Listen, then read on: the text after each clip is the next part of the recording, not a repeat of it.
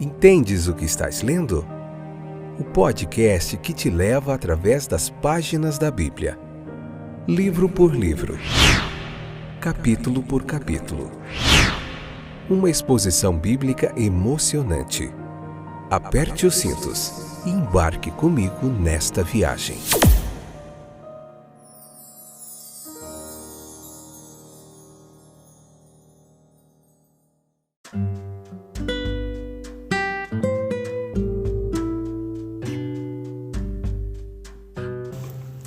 Olá, eu sou o Fábio, estou de volta para a gente continuar meditando através da Bíblia. Estamos no livro de Números, no número 3, capítulo 3, episódio 510, esta é a 7ª temporada. Esse é o podcast Entendes o que estás lendo. Satisfação ter vocês de volta aí, que estão interessados em aprender mais do texto bíblico. Então você está no lugar certo, um toque no seu celular. Você encontra esse podcast no Deezer, na Amazon Music, no Google Podcasts, na Apple Podcasts, no Spotify, no Anchor, enfim, milhares de lugares aí, de distribuidores. Você encontra este livro de Números e tem outros livros da Bíblia, esse é o 7º, né, que a gente está fazendo. Tem Gênesis, Êxodo, Levítico. Tem o Evangelho de João, o Evangelho de Marcos e o Evangelho de Lucas também para você aí disponível, tá bom? Vamos lá então, aprender mais um pouquinho do texto bíblico? Então vamos lá. Leia o capítulo 3 do livro de Números, não esqueça, depois vem para cá, convida mais gente e vamos entender melhor todo o significado deste capítulo aqui. No 3º e no 4º capítulo a gente vai ver aqui de Números. Essa é uma sessão separada e dessa sessão, o versículo de abertura, a gente tem que entender que o tema é o seguinte: as gerações de Arão e de Moisés. Então, de acordo com a linguagem bíblica, isso vai significar que os 2 capítulos que se seguem constituem o livro das famílias de Levi, tá bom? O objetivo do livro aqui é observar as principais divisões das tribos e atribuir a cada uma seu lugar e deveres ali em Israel. Então você observa comigo aqui nesse capítulo e no 4º como que os nomes de Arão e Moisés, eles estão onde deveríamos esperar encontrar o de Levi. A fama do patriarca, ela foi bastante eclipsada pela de seus ilustres descendentes, de modo que aqui a tribo recebe o título deles e não dele. Olha só, então nesse livro aqui de família, a preeminência ela é dada a Arão. O nome de Moisés está escrito no título, mas a sua família, mesmo a de Moisés, não é digna de nota. Veja que a nobre abnegação de Moisés nesse assunto, ela tem sido muito elogiada e com razão, porque ele era superior à ambição que visa construir uma família a qualquer custo para a nação. A esposa de Moisés, ela era midianita e parece ter tido pouca simpatia pela fé do marido. Foi diferente com Arão. Arão tinha como esposa a filha de Aminadab, um príncipe de Judá, ancestral de Nosso Senhor. Êxodo capítulo 6, versículo 23. O seu nome era Eliseba. Talvez como Eliseba você não conheça muito, mas Isabel e Elizabeth é uma outra transliteração desse nome. E significa uma adoradora de Deus, olha só. Então seu nome se tornou um dos favoritos entre as filhas da casa sacerdotal. Você pode ver isso lá em Lucas capítulo 1, versículo 5, onde se refere a Isabel. Os filhos de Arão e Isabel, sendo os herdeiros do sacerdócio, eles tiveram então uma precedência sobre as outras famílias da tribo de Levi e ocuparam um lugar de honra no acampamento. Eles, juntamente com Moisés, eles armaram as suas tendas em frente ao tabernáculo, em direção ao leste, versículo 38, era ali que ficava a tribo de Levi. Então observe dessa passagem também como nessa data inicial, as 2 famílias que seriam preeminentes por 1.500 anos em relação à força de caráter, variedade de serviço e honras públicas, elas já estão marcadas pela mão de Deus para desempenhar essa função. Na marcha, ali na caminhada, quando eles levantavam a tenda, o príncipe de Judá, ele vai liderando a vanguarda. Números capítulo 1, versículo 7, Números capítulo 2, versículo 3 e 9, nos demonstra isso. No acampamento, Arão e seus filhos é quem ocupam o lugar de honra. Então, no livro da família de Levi, os filhos de Arão e Elizabeth, eles têm precedência sobre todos os seus irmãos. No entanto, não para dar qualquer ponto de apoio em Israel, aquele orgulho sacerdotal que fez, por exemplo, dos brahmanes da Índia, ou dos sacerdotes do Egito, uma casta sagrada, separada ali. Não. Isso ensinou o povo ali, nesse caso citados, a se curvar diante deles como se eles fossem semideuses. Essa não era a intenção quanto a estes sacerdotes separados, para esse povo separado da tribo de Levi, para servir ali no santuário, de todas as funções que precisavam ser desempenhadas diariamente para a manutenção do santuário. Veja outra coisa bastante interessante: se Arão e Elizabeth alguma vez leram esse registro familiar, os seus corações não se encheram de orgulho. As primeiras frases, elas vão lembrar o quê? Da tragédia de sua casa. Os 2 filhos mais velhos de Arão, com óleo fresco da consagração, com óleo ainda fresco da consagração sobre eles, eles pecaram presunçosamente, foram feridos e os seus nomes pereceram em Israel. Então a maior parte deste livro de família, digamos assim, ele é ocupada com o censo dos clãs levíticos e a distribuição para cada um de seus lugares e deveres. Veja só, os detalhes aqui, eles vão se enquadrar nesse título e eles concordam com os relatos dos capítulos anteriores deste livro, ao mostrar que a marcha das tribos, ela foi realizada com a mais perfeita ordem. Nunca nenhuma grande multidão foi mais parecida com uma turba do que a congregação no deserto. Moisés no Egito havia se mostrado um homem poderoso em obras, Atos capítulo 7, versículo 22. A tradição que o fez ter liderado exércitos vitoriosos em sua juventude provavelmente é verdadeira. E certamente a ordem estabelecida aqui em Números, no livro de Números, para a marcha, a caminhada e para o estabelecimento do acampamento, toda vez que eles paravam, para a nação em geral e para os levitas em particular, mostra em todos os lugares a mão de um general acostumado a lidar com grandes grupos de homens. Toma-se o cuidado de registrar o motivo da separação dos levitas para o serviço do tabernáculo. Por um costume bem primitivo, uma certa santidade ela era atribuída ao primogênito, ao primeiro filho. E o ato de Deus em passar o primogênito de Israel no Egito estabeleceu uma reivindicação adicional sobre o primogênito daí em diante, conforme Êxodo capítulo 13.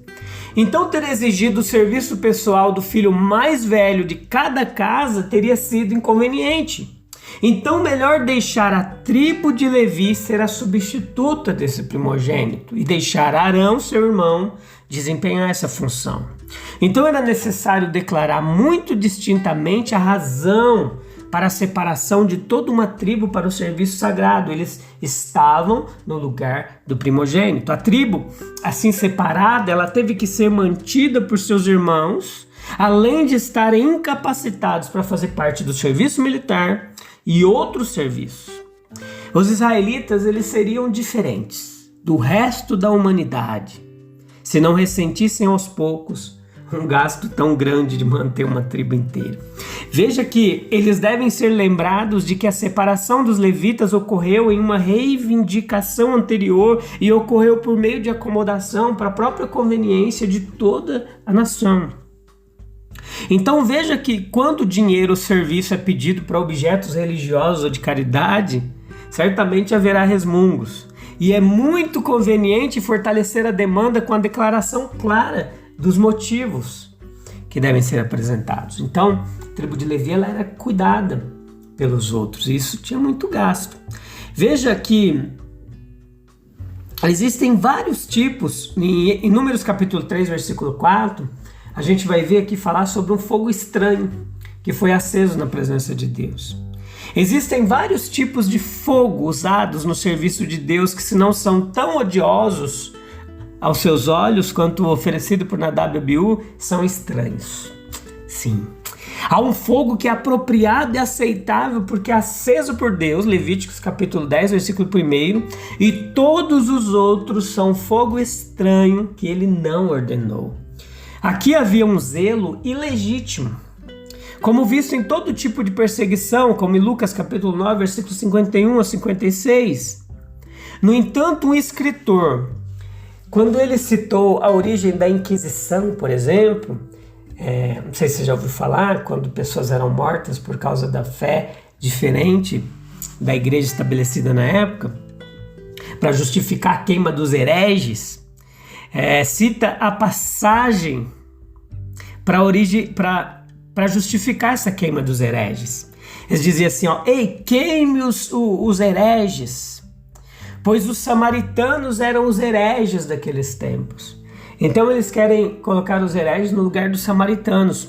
Deixe o zelo correr no caminho traçado por Cristo para os inimigos, apóstatas ou hereges. Não tente fazer justiça com as próprias mãos. Esse é um erro que foi cometido durante a história da igreja em muitas circunstâncias, nas cruzadas, na Inquisição, e em muitas outras circunstâncias, quando o povo de Deus eles começaram a fazer justiça com as próprias mãos e tentar punir aqueles que eles achavam que não estavam de acordo. Era um zelo ilegítimo. E alguns, como eu já citei antes, e estou explicando para vocês, comparavam como os samaritanos, que eram rejeitados, que eram afastados de toda a nação de Israel. Então veja só, existem serviços que não são autorizados, que não podem ser oferecidos por pessoas não autorizadas. Isso acontecia aqui na nação de Israel, como Corá. Saul fez isso, rei Uzias fez isso.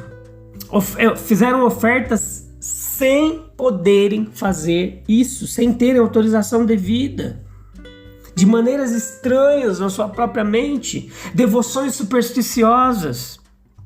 Existem também hoje devoções supersticiosas.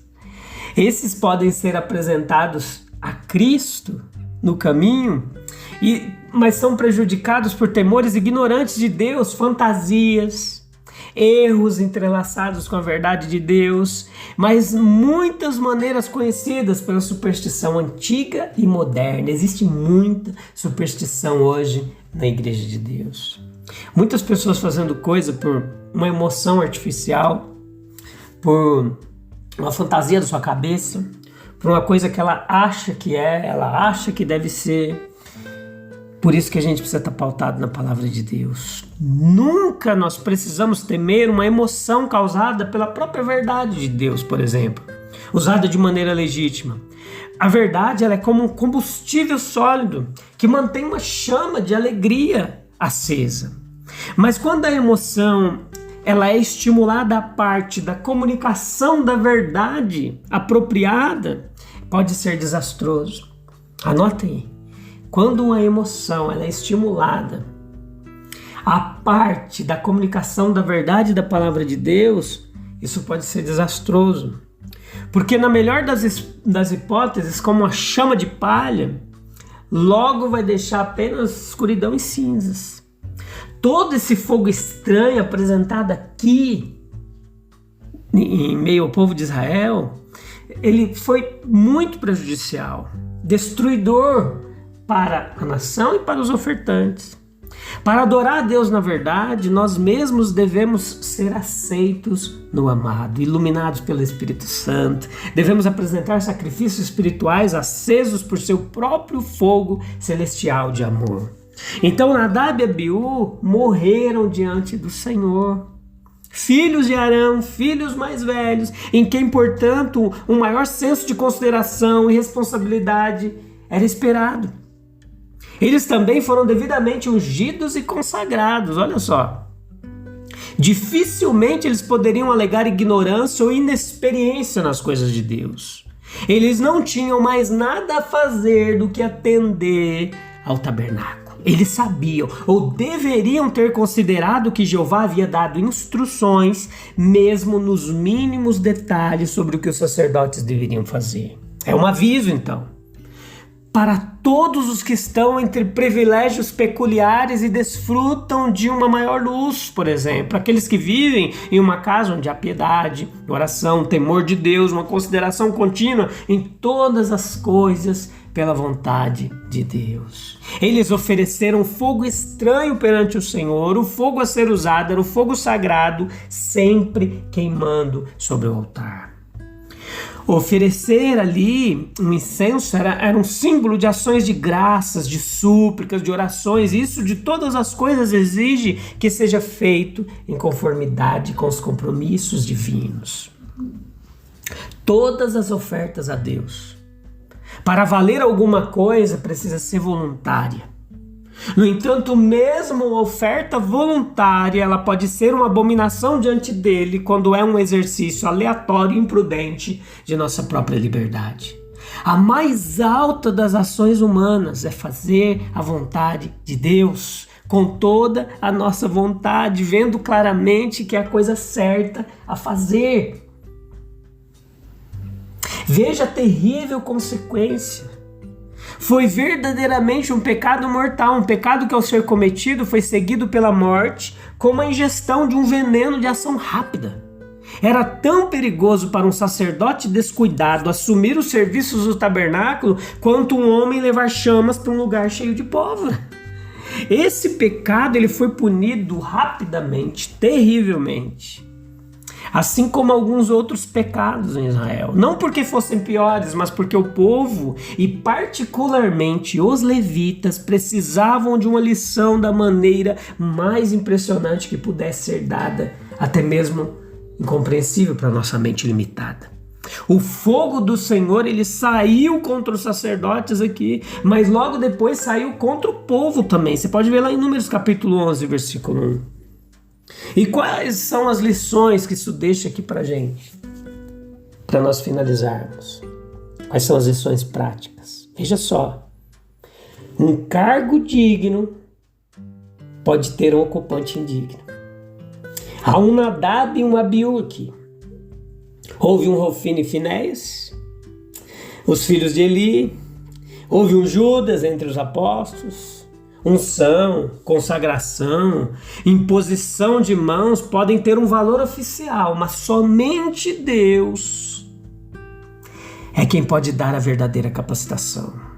Nós podemos trazer um fogo estranho diante de Deus, mesmo quando trazemos um aparente zelo que não está de acordo com o conhecimento da palavra de Deus. Pode haver grande barulho, movimento, intensidade, atividade, movimento dos mais variados, gritos, choros, e mesmo assim não haver nada da presença do Espírito Santo. Anote isso aí, para você não esquecer. No Antigo Testamento, o castigo predominava sobre a recompensa, porque a desobediência predominava sobre a obediência.